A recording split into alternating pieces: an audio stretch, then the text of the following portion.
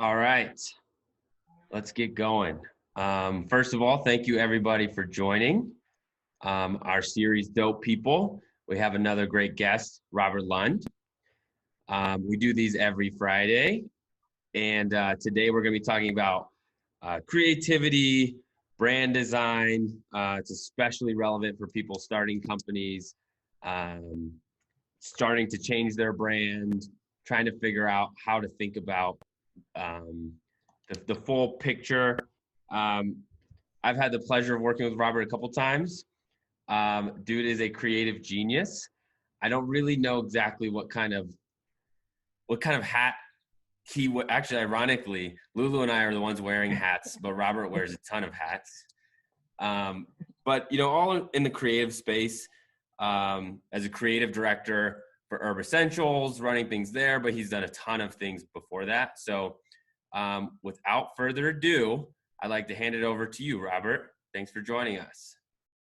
Thanks for having me. And I've never been called dope before, so that's cool. Yeah, I've been invited here to talk a little bit about creativity, which is a monstrously huge subject. So I'm going to try to narrow it down a little bit and try to make some sense of some stuff that is usually hard to make sense of, if that makes sense.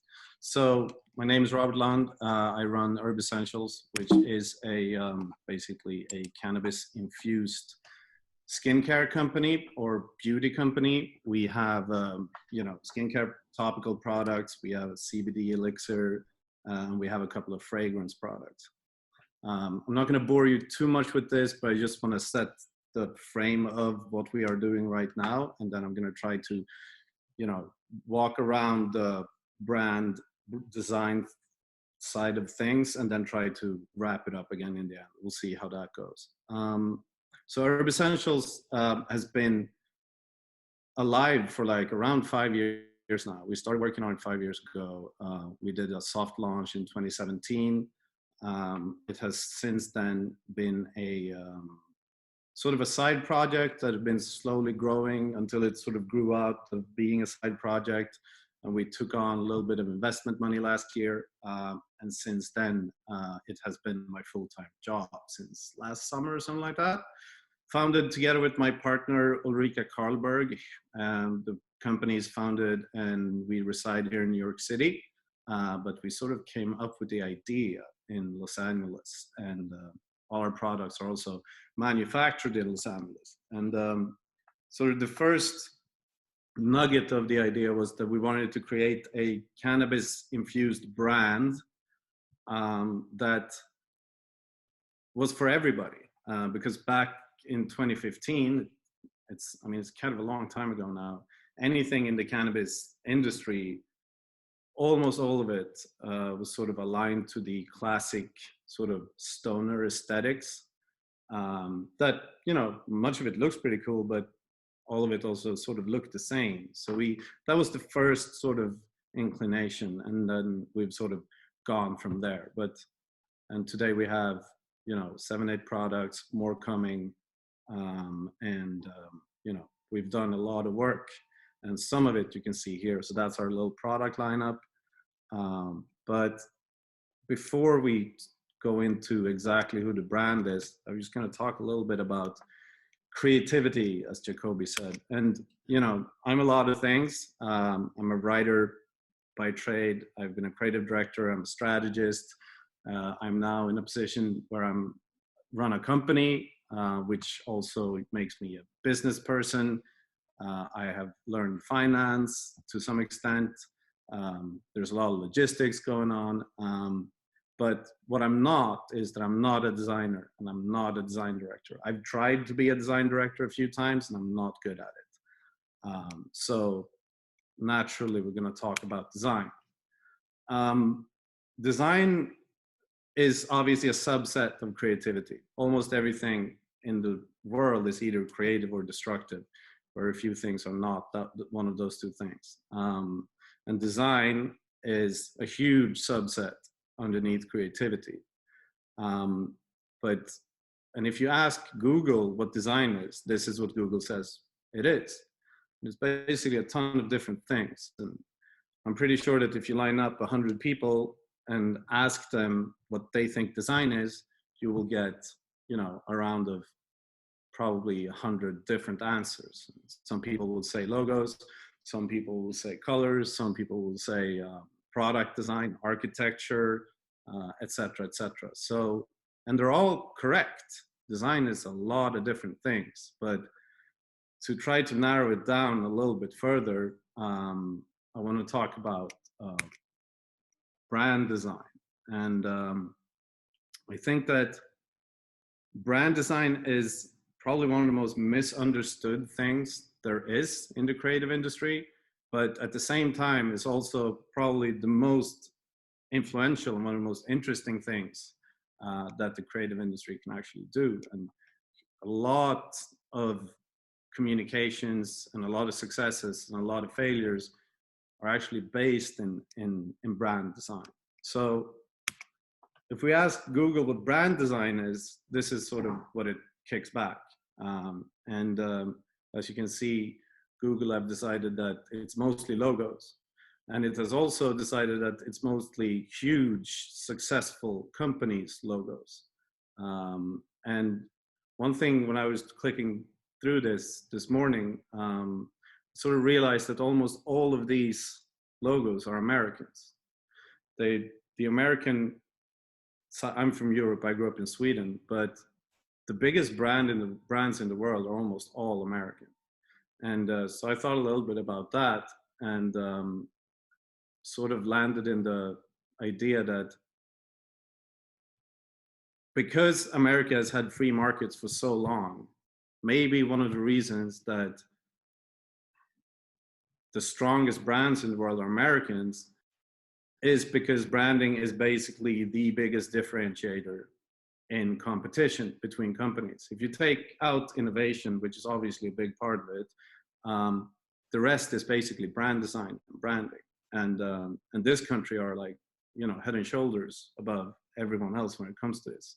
And I guess that's also why a lot of creatives come to America, and specifically New York, to work in this industry and to work with iconic brands. And I know that that was a huge pull for me. And, you know, the first time I got to work on Chevy, for example, it was really exciting just because it was Chevy.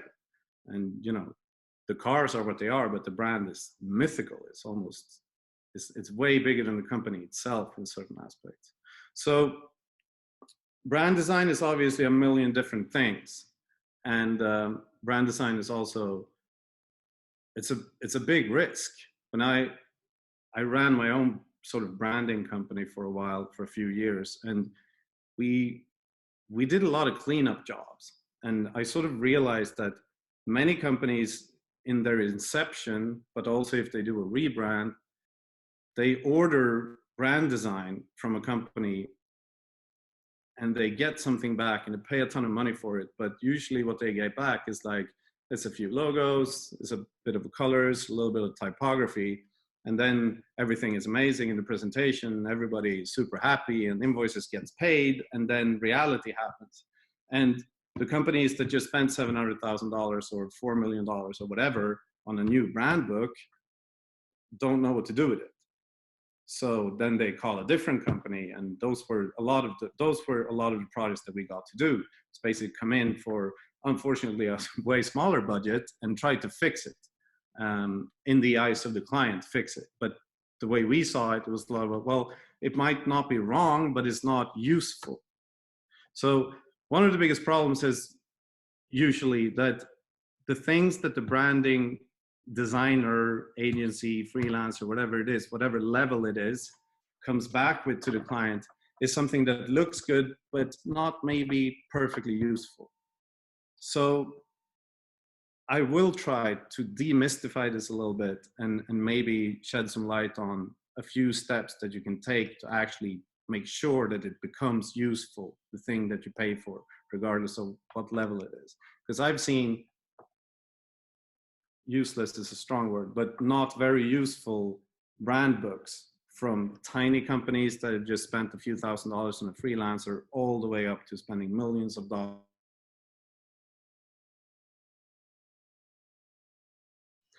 So what you need to make sure that your design, if it's an initial brand design or if it is a redesign, that it doesn't become a failure. It is that you would actually have to make sure that you have a brand strategy way before you even start thinking about aesthetics. And maybe in some terms, even before you start thinking about products, or before you start thinking about pricing, or before you start thinking about naming. So then the question obviously is, what is brand strategy? So if you ask Google what brand strategy is, it gives you all these systems that is in the background here. It's wheels and circles and triangles and different spider webs. And many of these are probably pretty decent. But what a brand strategy really is like it can't be fitted into a system. Not when you make it. You have to make it. It's actually a creative endeavor where you have to sort of, together with the client, or if the client is your own company, you have to sort of put everything on the table. You have to go through every single part of the whole anatomy of the company. Anything from finances, anything to runways, how much time you have, how much money you have, what kind of products you're looking to sell, how the pipeline is looking, where you want to be in 5 years, etc., etc., etc. But you also have to factor in who the actual people behind the company are. And it's kind of funny because this process is often very, very close to therapy. It feels like a therapeutic thing, and it actually is a therapeutic thing. Because if you look into what a psychiatrist does, if you go to a psychiatrist with a bunch of problems, the first thing that they're going to do is that they're going to try to get an overview of those problems and like make sure to categorize them in small boxes so that you can actually, so it doesn't feel overwhelming. And then you get to talk through each of those categories of your own problems. It might not even be problems, it might just be situations in your life. And it's kind of weird that when you do the brand strategy, if you do it correctly, it sort of yields the same thing. You have to go through everything that's happening and you have to categorize it so that it becomes manageable. And then you can start formulate a strategy around it. So that's sort of the process. But then what brand strategy can become and what it should be, at least if we're talking in the sort of context of brand design, it should be a translation between the business people or the client or the company to the people who are actually going to do the creative thing that becomes the brand design. And so basically, when you do this process, what you are a translator. You make sure that you get everything right, that you understand everything from the business side of things, and then you create something that can be understood by the designer. And that's where I feel like, in my experience, that's where everything goes wrong. That the thing that you create as a brand strategy is not really understood by anybody. And that's usually a huge problem. So that's where it becomes the initials of the thing. And a lot of strategy, not just brand strategy, but a lot of strategy that I've seen is just rubbish. Like, you don't understand it. It says a lot of clever things, but it's completely useless. It doesn't inform what you should do with it. So if you're going to do a brand strategy to help brief a designer, what you have to make sure to do is that it informs behavior, that it points out the direction, that it answers any question that you can throw at it. So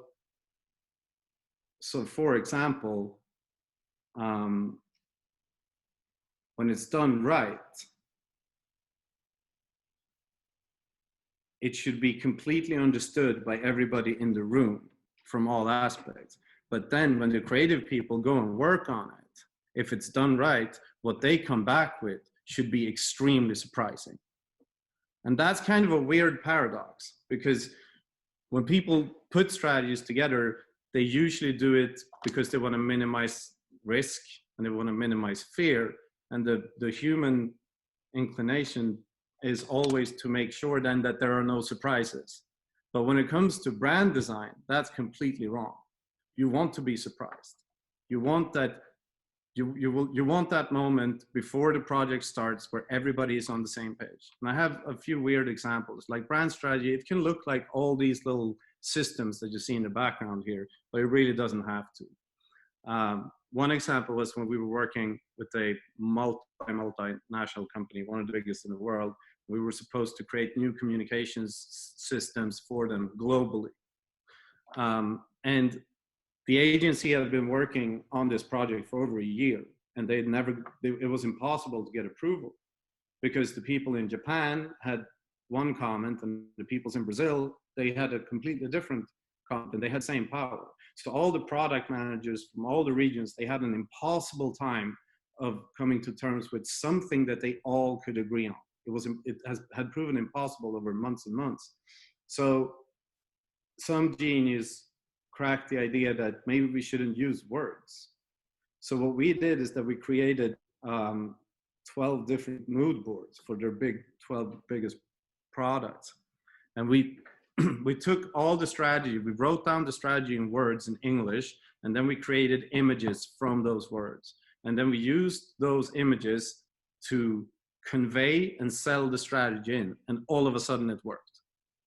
Because now everybody could get on the same page. The Japanese people, the Brazilians, the Russians, the Swedes, the Americans, like all of them could get on the same page. And we started, all of a sudden we were in discussions like, is it that puppy or that puppy that is specifically the correct puppy to represent this specific product?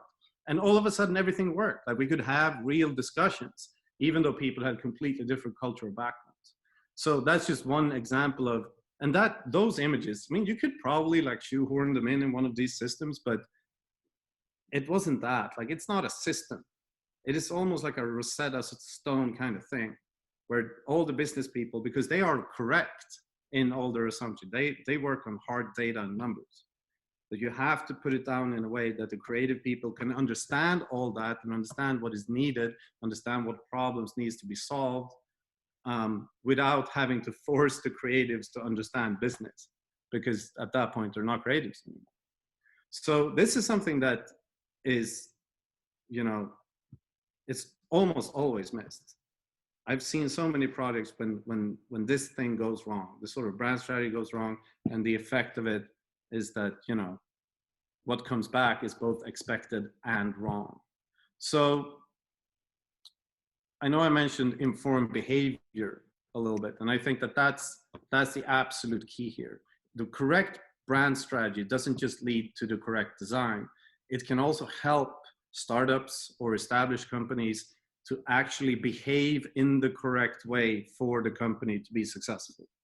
And that might sound a little bit like a riddle, but I have an example that I'm going to finish with that really nails this in a perfect way.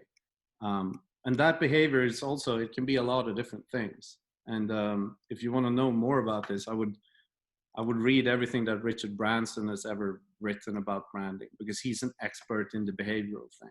He's really, really good at that. Like, it's not what Virgin looks like that makes it successful. It's how everybody who works for Virgin behaves that makes it special.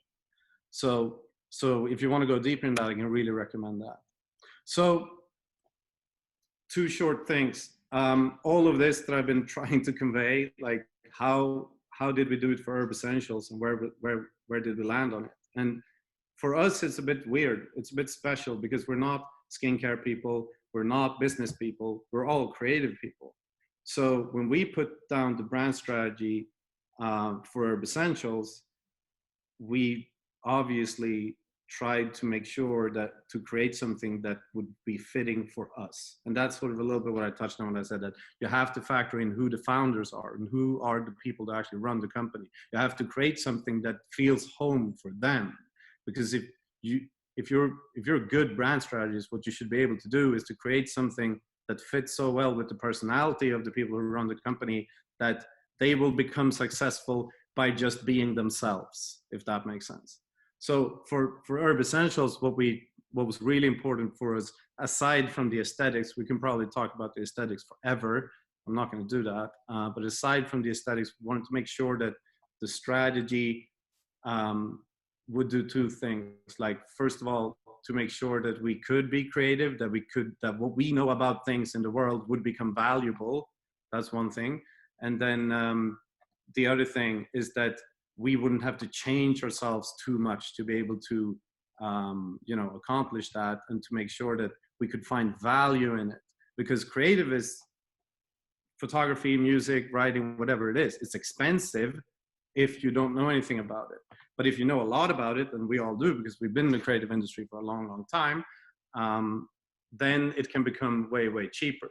So just a few examples of what we've done is that on SoundCloud, we just started our mix series, where we are lucky enough to know a lot of really gifted DJs and musical hosts here in New York City that are very influential in their world. So we work with them, and we basically let them do whatever they want. We know who they are. We're really good at, we've been training a lot or practicing a lot on buying creative services throughout the years. So we have some experiences in how to look at a portfolio or something like that, and make sure, yes, that person will do this correct. So the deal that we do with our creatives that work on our brand, anything from the illustrations you see on our blog to the writing that we have on our Medium publication that is called Essentials, where we try to explore matters that matter, and in the music side of things, and also even in the photography side of things, is that we pick creatives that we feel are correct for the projects, and instead of briefing them super hard and editing them super hard, we just tell them, do whatever you want.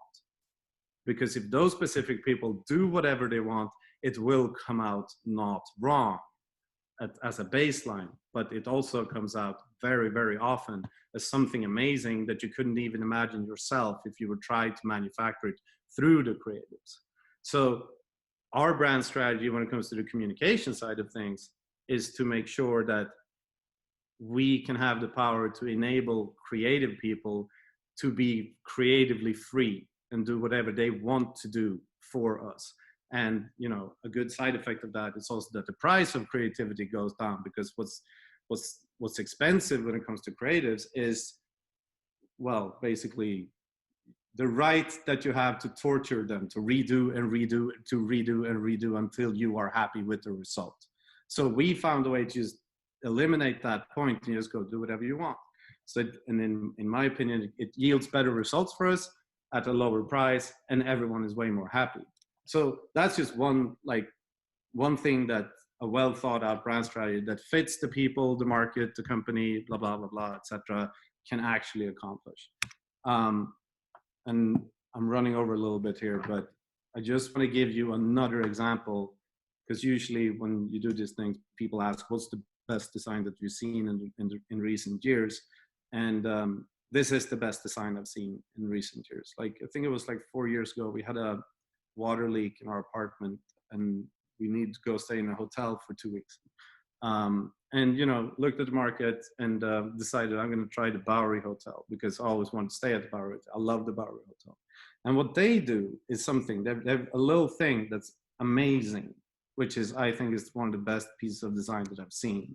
And that is how they have designed their hotel room key. So as you can see, it's made like a normal key, but as you can see, it's a data key. So that you can, just like a normal data card, you can just flip it so that no one can just copy it and start to do break-ins, which is one of the biggest reasons that all hotels switch from physical keys to data cards. The thing though with data cards is that you just put it in your wallet and you never talk to anyone at the hotel again. So what they did at the Bowery Hotel, they make sure to make that huge, tassel, I think is the English word for it, the red big thing on it, and basically make sure to have a 24/7 man front desk. So every time you go in and out of your room, you have to leave the key there, because you don't want to carry it around. There's almost it's impossible to forget it. And then they made sure to train all their staff. They have a very small team that mans that desk. And every time you pick the key out, or if you put it back in, they make sure to have a conversation with you. And they make sure to have a deep conversation with you and really try to understand how you're feeling about the stay, if you can be helped by anything, or if anything is a problem.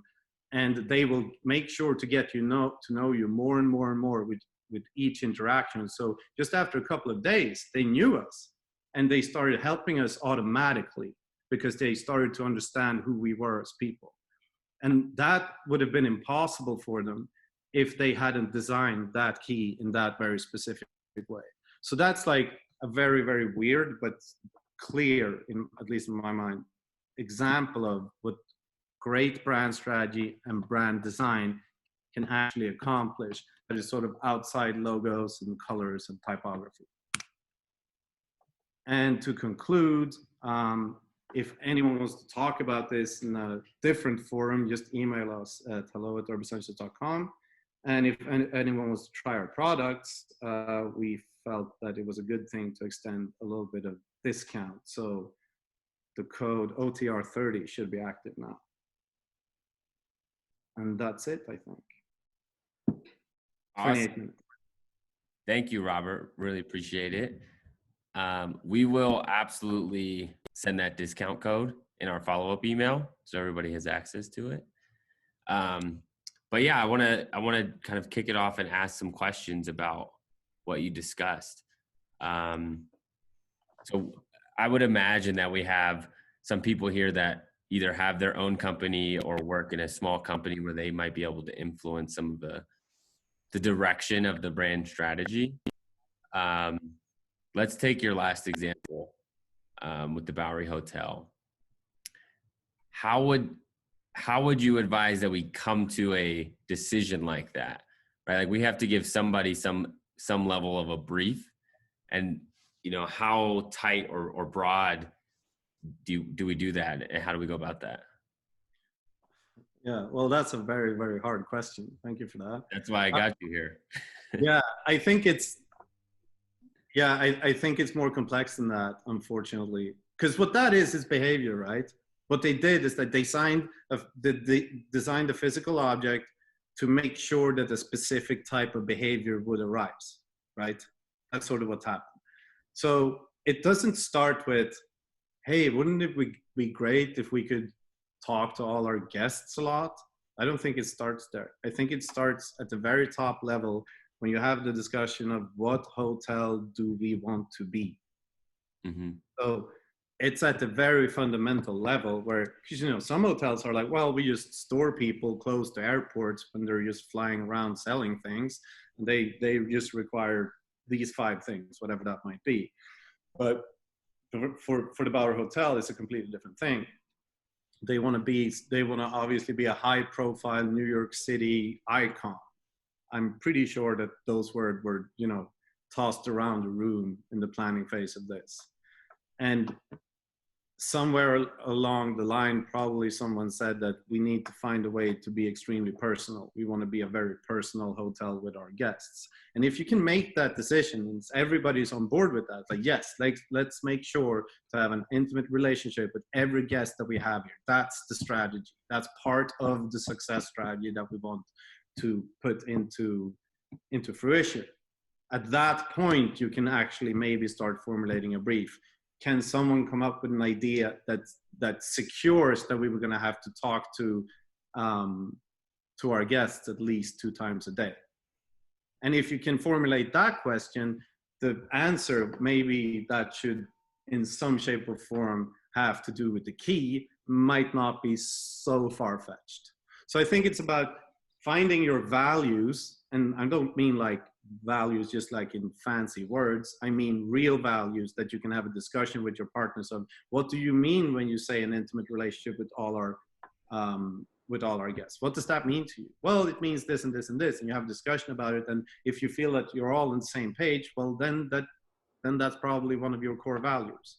And then you can turn that into a brief. And I'm sure that they do loads of other things too that facilitates these discussions. But I feel that key was just because it's a physical object that every hotel has. So that's why I took it as an example, because it's so mundane in some aspects. I have a question, Robert.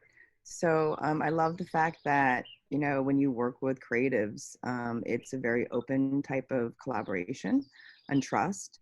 I want to learn about how you approach that with creating your products, from the sourcing and the formulating. Like, expertise in the creative side? Like, what things did you apply from this world to find the right people to work with in the canvas world? Because that can be a little bit tricky too sometimes.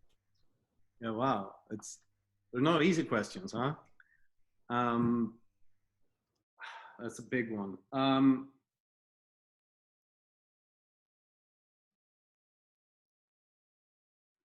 What did we? Like, was it like referrals from people? Did it start out that way, like people you trusted, or was it more like we're just gonna go out, send our briefs out, and or our SOPs out, and So yeah, I needed a minute to think there. What we actually did, and it's not.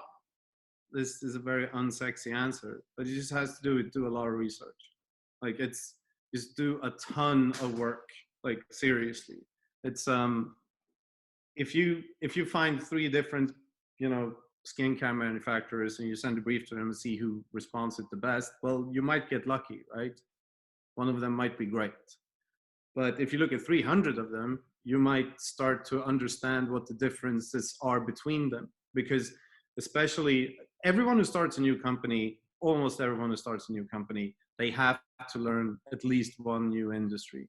And if you start a skincare company, you don't have to learn just the formulation of skincare part. You also have to understand logistics, and you have to learn about packaging, and you have to learn about a million different things. So for every new category that you have to get involved with, I would say that it's a really boring answer, but don't take any shortcuts. Read everything, talk to everybody, like pressure people, push them, like create scenarios that you interview them about. What if this happens? What do we do then?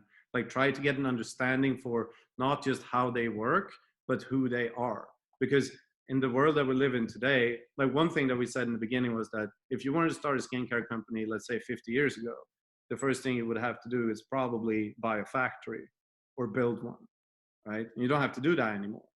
So sort of the cost structure has shifted. But if you were to build or buy a factory, you would probably make sure that you bought or built the factory that was the best factory that you could afford. And I think this is sort of the same thing. And instead of building it, you have to find the correct people to work with.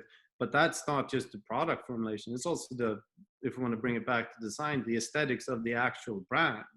That was also, it comes from a genius graphic designer.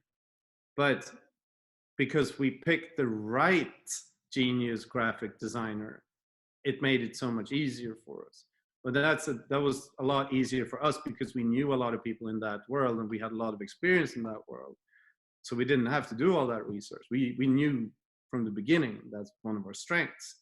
But the actual product formulations was one of our weaknesses. So we had to put in a lot of work to find the right people. And then we actually made sure to elevate the quality more than the price point actually indicates, for the reason that we are not skincare people.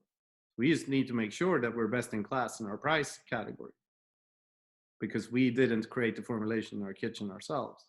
So, I mean, there's a long answer to that question, but the short answer is probably, yeah, work your ass off. Like read everything and talk to a lot of different people and discard a lot of different people. You know how it is at your work, whatever you do today, there's probably 20% people around you that are really good at what they're doing and 80% that, let's say are still learning. And you don't want to get hooked up with one of them that are still learning if you bet your whole company on it, for example. Still learning is a nice way to put it. I'm known for being nice. Yeah.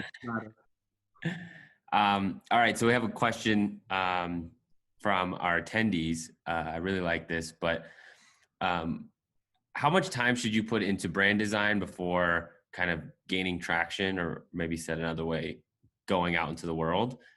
And then following up on that, like when do you have enough and like to go out and market versus like revisiting and kind of iterating? It's kind of a fine balance, and I'm curious where you stand on that upfront work. Oh, wow. That's also a tough question. I mean, it's case by case, right? It's most people have an idea what they want, like in their head. When people start thinking about creating a company, I'm sure that most people, they see some sort of dream logo in their head. I think if you are not a brand strategist or a designer yourself, that is not just by trade, but also a documented successful one, then I think you should work really hard to eradicate all those images from your mind.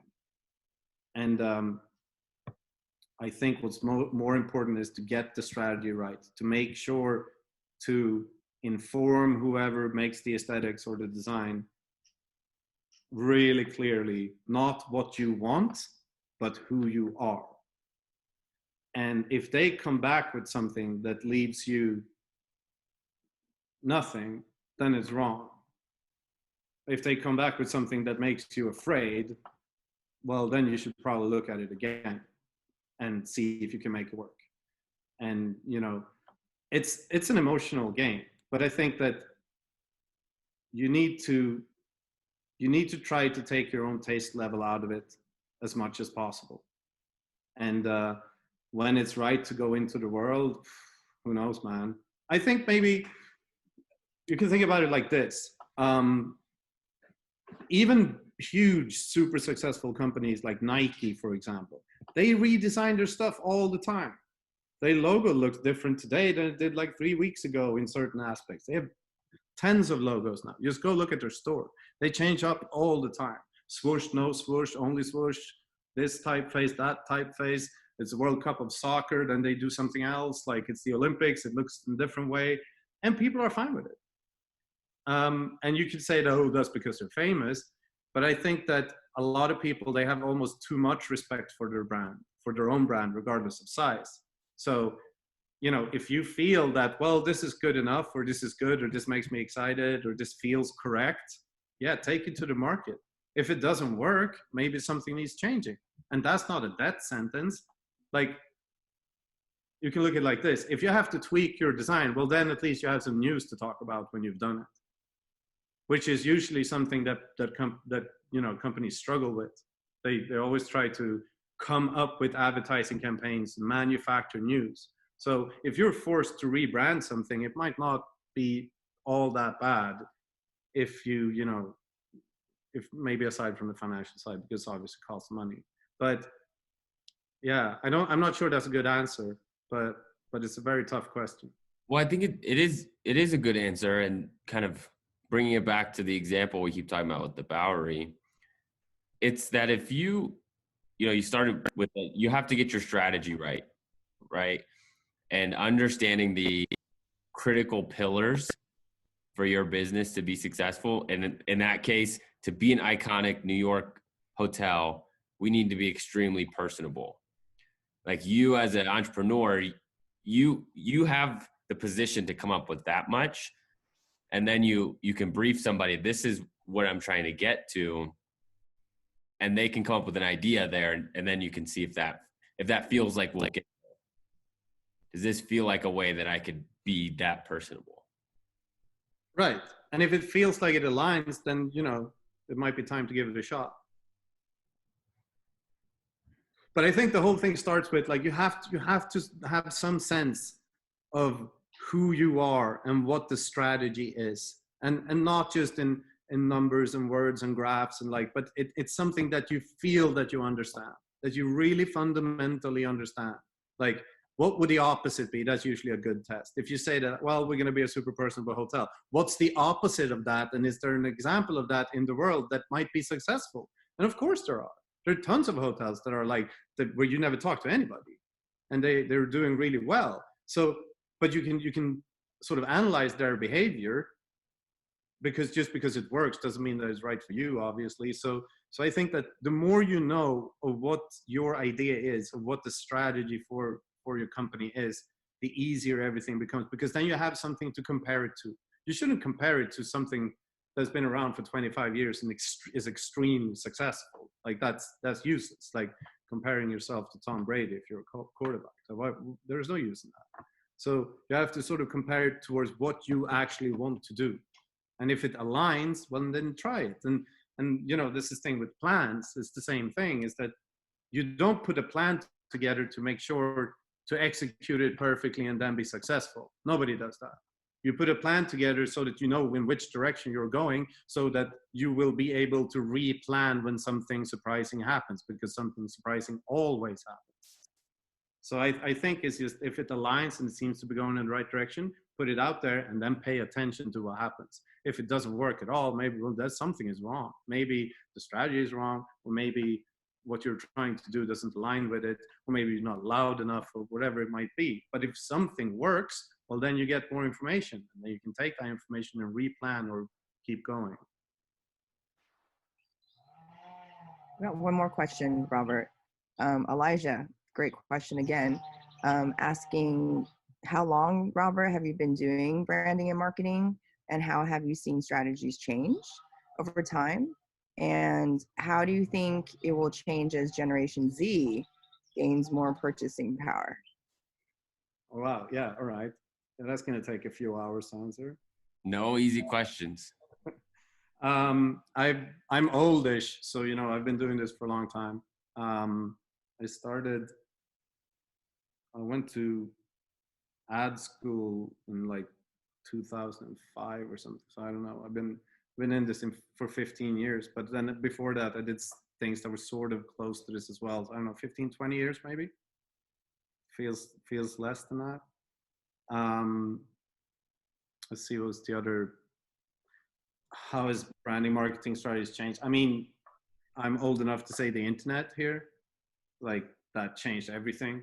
It democratized a lot of things. It complicated a lot of things. A lot of companies, you know, fell through because they couldn't figure it out. A lot of companies, you know, popped up with their own strategies. I mean, and then went nowhere. Like the .com bubble comes to mind.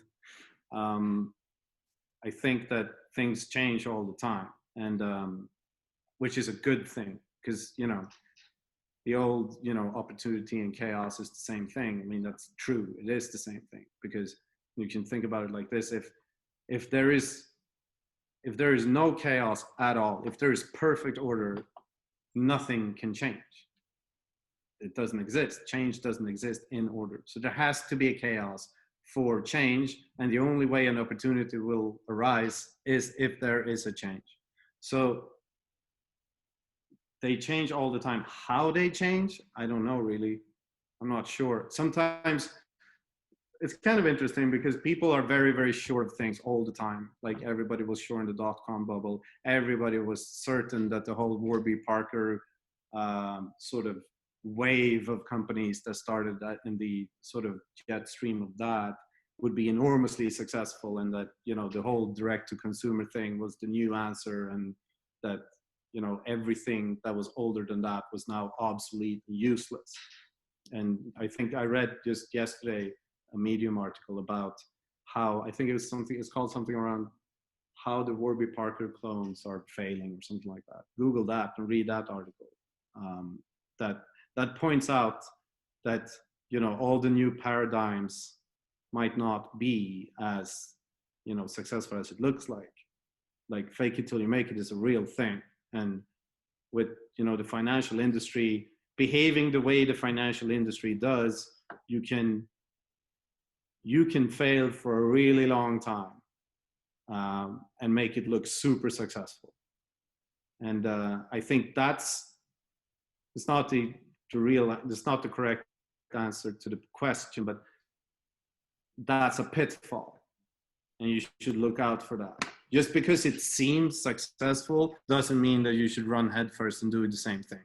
Like, probably not. And even if it is successful, you should probably not follow those footsteps, because following in footsteps is not good. It's never good.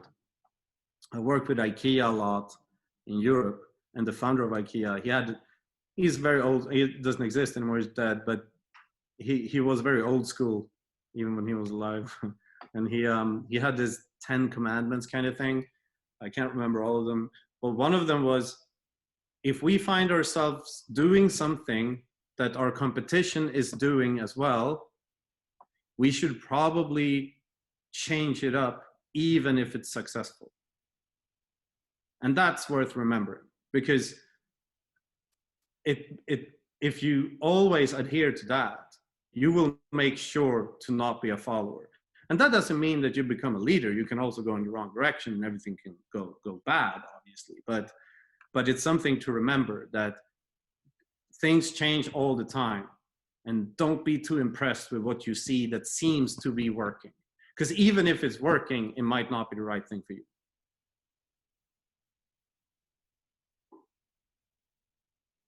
I think that's a great closing question or closing answer. I actually had to write that one down.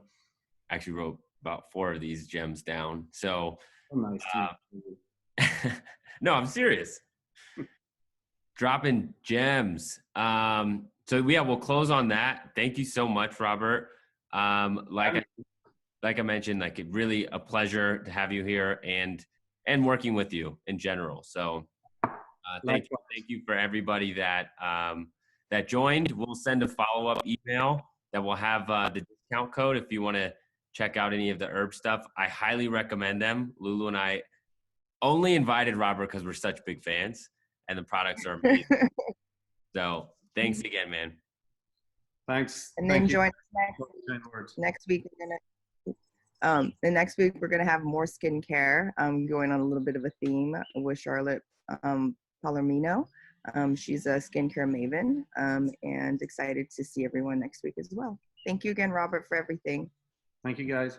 Thanks everyone for joining. Take care. Bye.